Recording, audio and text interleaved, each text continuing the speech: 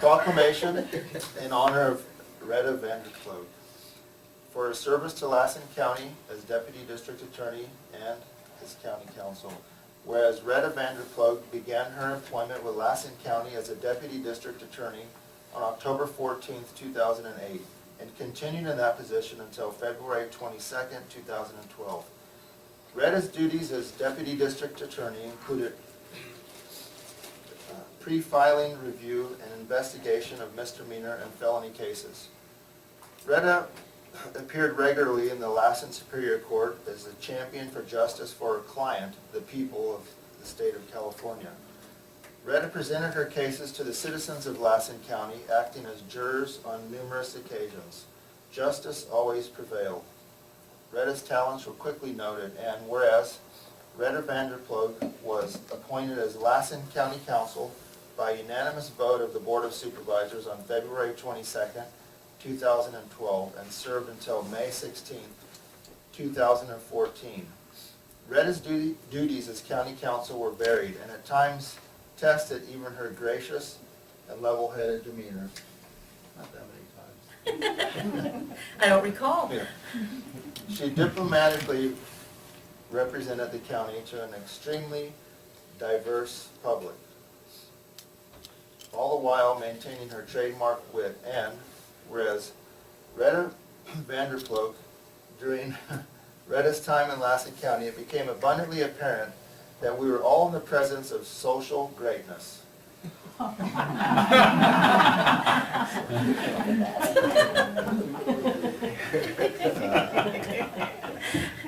Yeah, I would choke on that one too. Her infectious smile and contagious warmth will be missed upon her departure. Now therefore be resolved by the Board of Supervisors of the County of Lassen that Retta Vanderkloot be commended for 6 years of service to the citizens of Lassen County, and that the Board of Supervisors wishes her well for many years to come. The foregoing proclamation was adopted at a regular meeting of the Board of Supervisors, County of Lassen, State of California, held on the 13th day of May, 2014, at Susanville, California. And Retta, I just want to say that, you know, really, when you came, you know, you had some changes going on, and you made it aware that you wanted to, you know, resign and move on. It was really, you know, you really showed your commitment to the team in the county, you know, by agreeing to stay on for so long. I mean, you initially were slated to be, you know, a few hours away from here a long time ago, several weeks ago. But you know, gave us a lot of more weeks and helped us to get a structure in place to carry on without as little interruption as possible. And that really says a lot about, you know, your dedication and your help when you to continue that time away from, you know, your plans and your family, and put everything on hold to help us was greatly appreciated. I enjoyed it. I trust the frame will come with Oh, that. okay. Thank you. All right. I really appreciate it.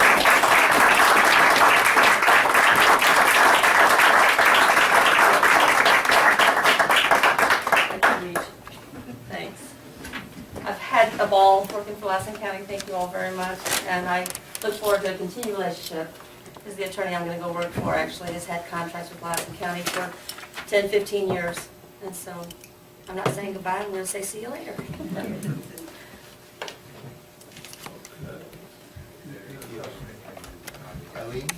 Eileen, yeah, you have his card for this item? Yes. Yeah, did you want to give Retta your congratulations? No, I don't.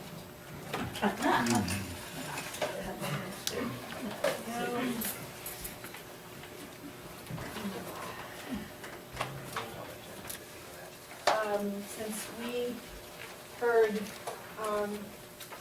the board's proclamation, the public also has a proclamation to read into the record. This originally was 13 pages long, a lot of redundancies, so we got it down to 1 page. Whereas County Counsel Retta Vanderkloot has collected public money since before 2012 and has provided such inadequate service to the people of Lassen County. It has been a complete and absolute travesty that our services were not terminated immediately with Martin Nichols. Whereas County Council Retta Vanderplot, whose expertise was allegedly land use, facilitated and enabled the Hurlong Resource Center to be sold. Whereas County Council Retta Vanderplot defended the county clerk's actions to stop the recall election which delayed the people's removal of Jack Hansen. Whereas County Council Retta Vanderplot has secured Lassen County contracts for herself and her new employer in Sierra County, which has clearly been a conflict of interest for the people of Lassen County. Whereas County Council Retta Vanderplug has ill-advised this public board on creating big titles and has put public employees and the county at risk. Whereas the County Council Retta Vanderplug has never represented the best interest of Lassen County, we the people say goodbye and good riddance.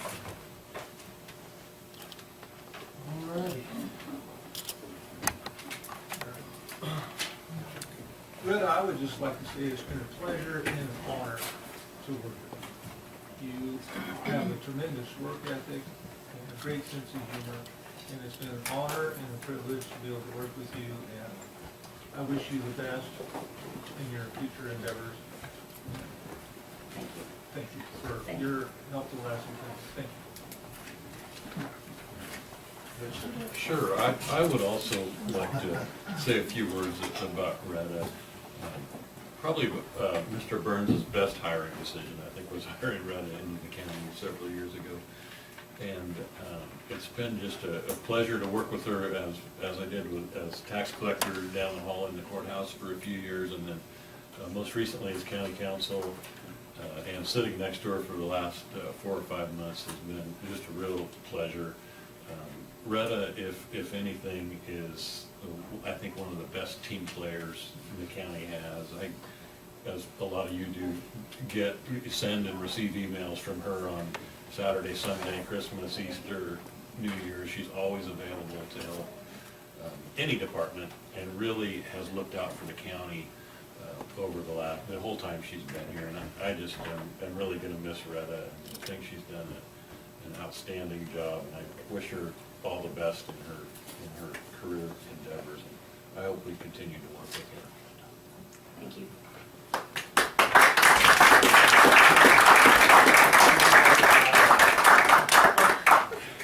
Wants to roast you. Careful, yeah, exactly.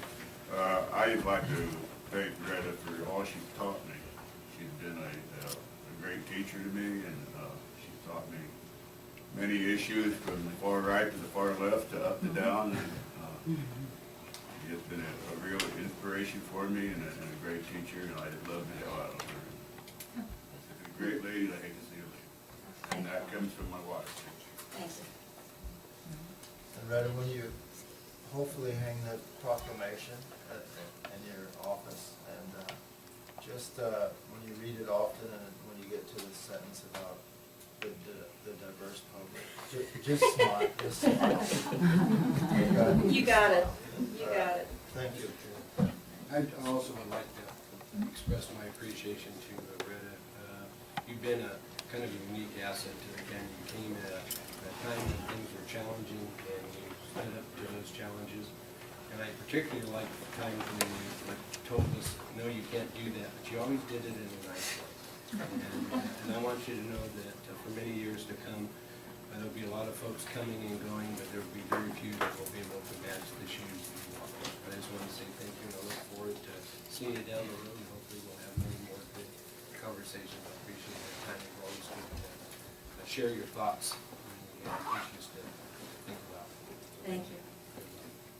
And I'm sure when we get that nice way, it's probably going to end right here. I don't think the next one is going to do it Friday night. I haven't heard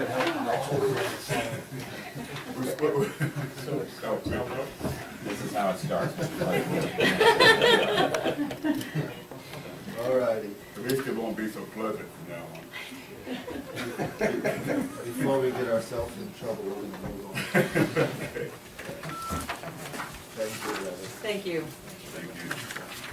Okay, we'll take on our 10:15 item, Public Works Department, item D3.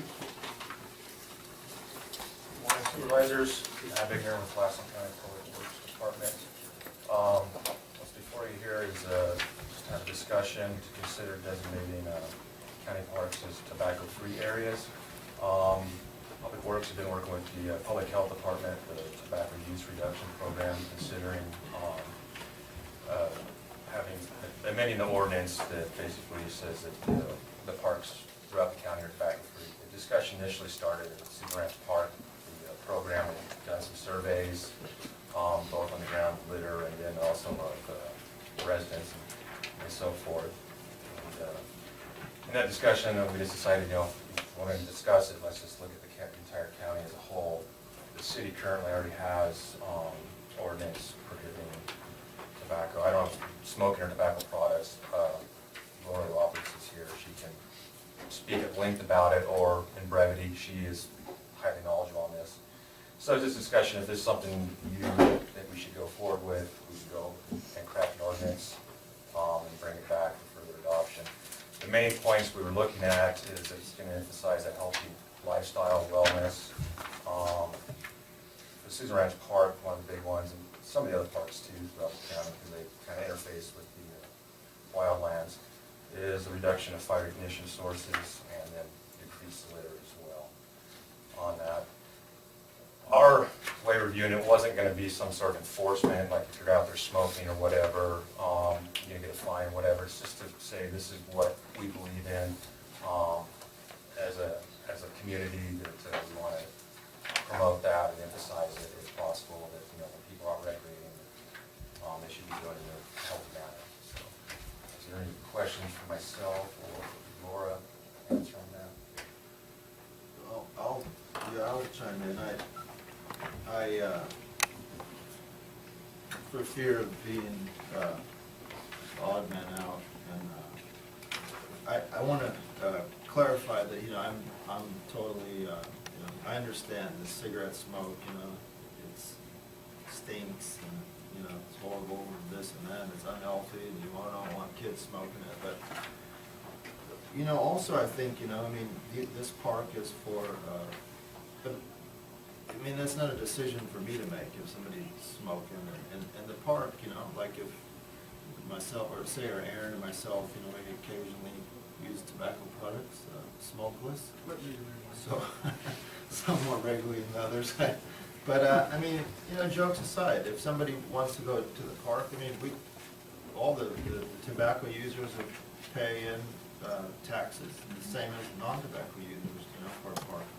I get it, to have maybe like a tobacco or a smoking section, so they're not smoking, next to the slides with the kids. I understand all that. But it just seems like, the government's always limiting, people's rights and telling them, you gotta wear a safety belt, you can't smoke, and you can't do this, and you can't do that. It's on the surface, it sounds like a great idea, but, it's just another way to tell people, dictate how they lead their life. And,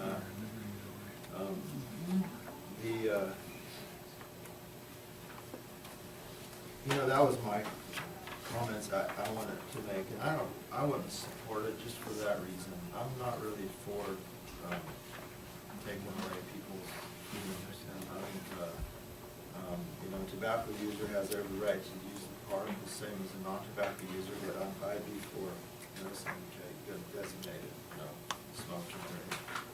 That's just my take. That's why we're here to have a discussion, is for you guys to. Pete, who's gonna enforce this?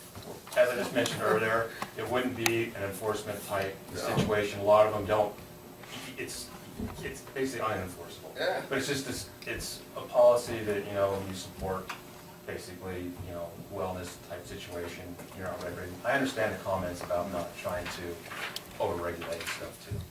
And again, we're working with the Tobacco Use Reduction Program on this. They're the ones that approached us, want to discuss it. Like I said, if there are further questions, Laura may be able to delve into those more in depth too and stuff on the policy And side even, of that. the problem is if you have a smoking section, it costs money to Absolutely. Support it all. All or none, I think, And is, then, yeah. I mean, I'd certainly support some signage, and we encourage, you Yeah. know, kids that are present, we encourage tobacco-free zone, you know, something like that.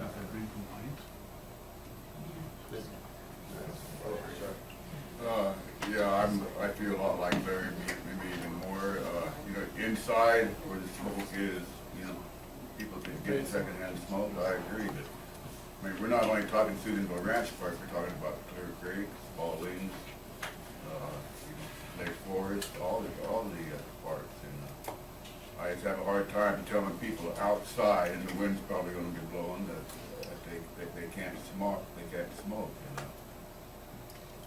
So inside, I support it 100%. I mean, it's a good, it does affect your health. Outside, I have a problem thinking it really does.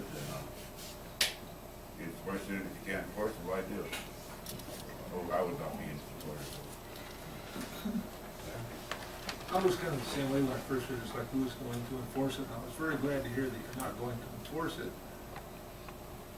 Which is a good thing, because, I mean, I could just see somebody on their horse or on a trail bike or something, they're way up high up there in the middle of nowhere, and they stop to have a break, and they have a cigarette, and all of a sudden somebody comes around a corner and figures to get behind them, and the cigarette goes in the brush without being put out, and then they have a big fire or something. So, I mean, if it's just words of encouragement, I think that's fine. Just, because I don't want to see, because those trails go way back up there in the hills, and the access is pretty limited and all that stuff, and that can be pretty devastating. That'd be my opinion. Supervisor Chapman? Well, you don't have to worry about being the odd man, because I think I will be. And I think, first of all, I think it would be a good policy for us to have, you know, not being a smoker, I guess it's easy for me to, I guess, preach to that choir. I don't either. I don't smoke Yeah, either.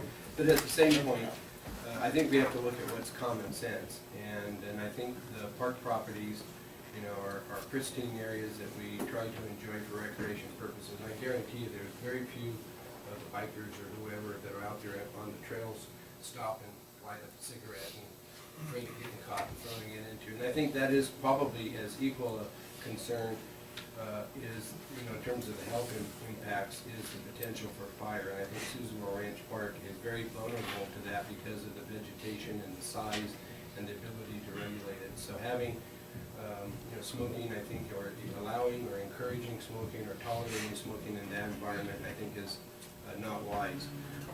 Personally, I feel that we should, with all of our park properties, I mean, they're supposed to be for the health and enjoyment, and science has pretty well clearly determined that smoking is not a healthy activity. So to embrace both policies is in some respects hypocritical, and I think it's counter to what we're trying to establish as public policy.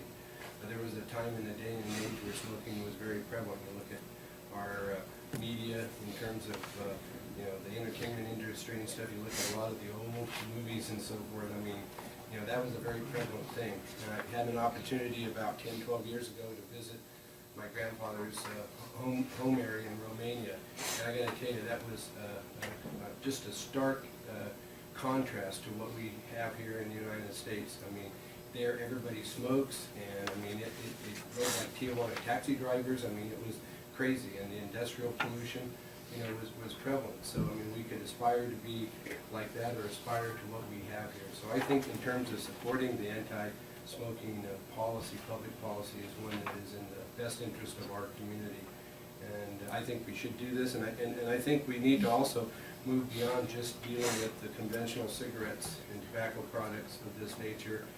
We need to talk about, we need to have a dialogue concerning these new e-cigarettes that are coming up. I've been reading a lot about that on the county news feeds that we get daily in terms of email. That's a big topic nationwide. Supposedly it got less of a smoke environment, gives the tobacco user, you know, I guess the satisfaction without necessarily having the other side effects, but there's worse involvement. And then finally, I guess maybe the one thing as a park user that I would be concerned about, and it's maybe not as bad as it could be in some people's minds, but I can tell you this here, when you're out there enjoying the trails and so forth, and you see evidence where the tobacco user, the cigarettes, maybe they took time to stamp it out and not going to cause a fire, but the litter and debris that they leave around. We used to have a big problem with that on the fairgrounds, and we adopted a policy of no, where we have limited areas where you can smoke on the fairgrounds. We did a lot to clean up the fairgrounds, and I think that we have that problem in various locations, even in Susanville Ranch Park. And so I think that the lack of respect that some of the smokers have for the rest of us by after they exhaust that cigarette, throwing the butt on the ground and leaving it there is very disrespectful. So I'm in favor of it. I'll see John Man out and be willing to stand for that. Yeah, in response to him, I mean, if somebody, I guess we could say you're outlawed from eating candy bars or bubble gum, whatever, because you can take your wrapper off and throw it on the ground. Yeah, well, I think that's a definition of smoking, that's litter, and that can come with any. I think the potential for fire to come from a cigarette butt that may or may not be totally extinguished is a lot different. I haven't heard too many candy bar wrappers starting fires. I think there is already laws against smoking in the dry fire areas. I think it's already. And maybe Eric can speak on that. I don't want to put him on the spot, but I would assume that in areas where you can't, burn, you can also smoking would be that included, or? It's a tough That's question. kind of a gray area, I mean, it's tough, yeah. I mean, it's tough to, it's easy to ban dooryard burning, but can you ban cigarette smoking when you're out in the woods? It's up to the landowner. That boils down to. I just, like I said, personally, I don't wanna be involved in taking people's freedoms away. I mean, I'm not, even though smoking is a horrible habit. Hey, look, my mom's a smoker. When she comes in, oh gosh, go smoke outside. Then you do, I'm picking up her cigarette butts going, geez, what do they think? She throws it, you think it's gonna just evaporate, And I know they litter, they throw stuff, it drives me crazy. But still, it's their right to smoke, And I'm not into telling people what they could do or can't do, so. I'm Laura Roberts with the Tobacco Use Reduction Program with Public Health. Just a few comments. The parks that have tot lots in them are already, those tot lots are smoke-free areas by state regulation, by state law. Those tot lots are now the ones that are sand-based, those are the cigarette bowls. And cigarette butts are poisonous to children and animals. So people put their cigarette butts out in the sand in the tot lots. So that's their ashtray. It just adds consistency to making the entire park a smoke-free park. It addresses the litter concern, which tobacco butts are the #1 littered item in the world, and Susanville is not unlike the rest of the world either. Safety because of fire, especially in the drought situation that we're facing. And we are poised and ready to support this with signage and education. We do expect self-enforcement, and it comes through signage and education. We're not here to make people angry or anything, but parks are for healthy exercise and family gatherings where there are children. So I know that they're outside, but just moving one step further to encourage people to use healthy choices and do healthy lifestyles, I think is a great move for Lassen County. We do pick up litter in the parks and things, and we have seen we've talked to, interviewed someone that did on the trails at Susanville Ranch Park come across a smoldering cigarette butt in a trail. And it's just, if you think about people that smoke, it's their culture to smoke and dispose of it on the ground. It's just second nature to them. They don't even think about it. They don't even think of it as litter. So it's incumbent upon us as the project people in tobacco use reduction to help people connect to resources for quitting, and if they don't want to quit, at least to educate them about the disposal of cigarette butts and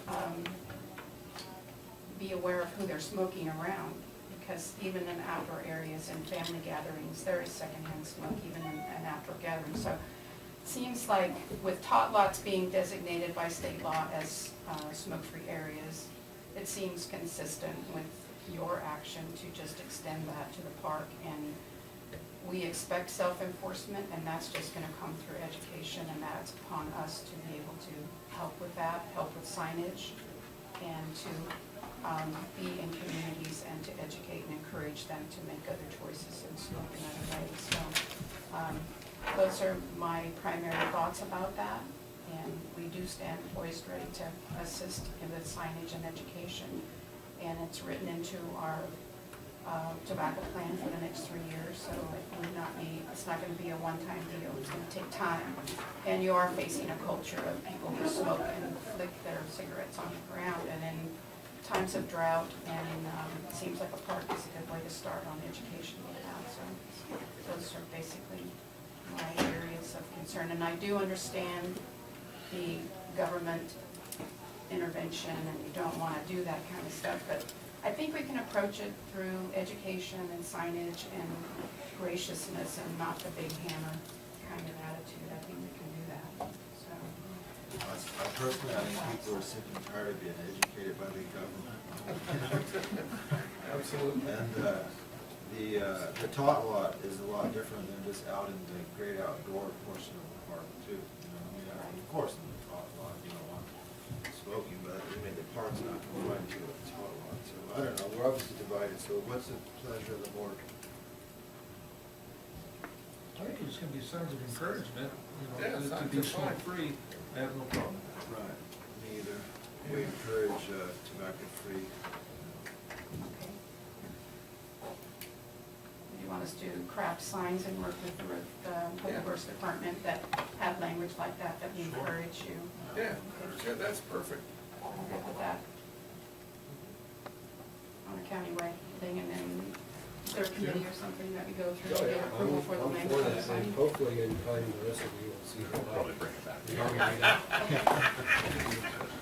Draft some signs to work with the road department, Public Works to draft some signs under the encouragement line of thinking.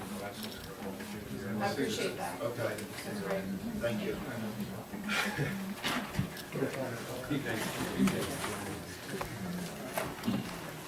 I don't want to do that. All right, is Stan from the VLM here? He was gonna maybe show up 10:30, don't make cancellations. Stan's item, I said we had a full agenda, so, and then I saw the cancellation, I said if he's here at 10:30, we'll take him, but otherwise, he's gonna come this afternoon, before we start that 1:30 deal, let him go through.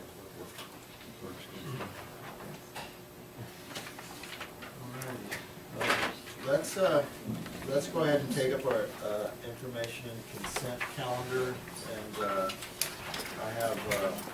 I'd like to request that we pull G2, and I have a card from Eileen Spencer to pull item G6 and G7. Also, the minutes of April 8th, for final publication. G1. Yeah. So we're gonna take action on the rest of the consent calendar with the exclusions of G1, G2, G6, and G7. Is there any comment from the public on the items that remain? So I'd look for a motion to approve. No move. Second. Been moved and seconded. All those in favor, say aye. Aye. Chair votes aye. Okay. G1, Aaron? Yeah, real quick, on April the 8th minutes. No, where is it? I think it's on page 8 if I remember. Yeah, on page 8 on the speakers. You have unclear of the name, it should be Perry, instead of unclear. Page 8, Yeah. Very top line. okay, Terry? Perry. P-E-R-R-Y. Okay, I can get that changed. Okay. That was it. That's all I Okay, have now. thank you. With that, I would move approval of the G1. I'll second that. Moved and seconded. All those in favor, say aye. Aye. Chair votes aye. G2 is an item that sort of goes along with 8. There's another one, H4. I'd like to request that we kind of take it up when we get to that. Alrighty, so, okay, G6, Eileen Spencer, you requested. Pull G6.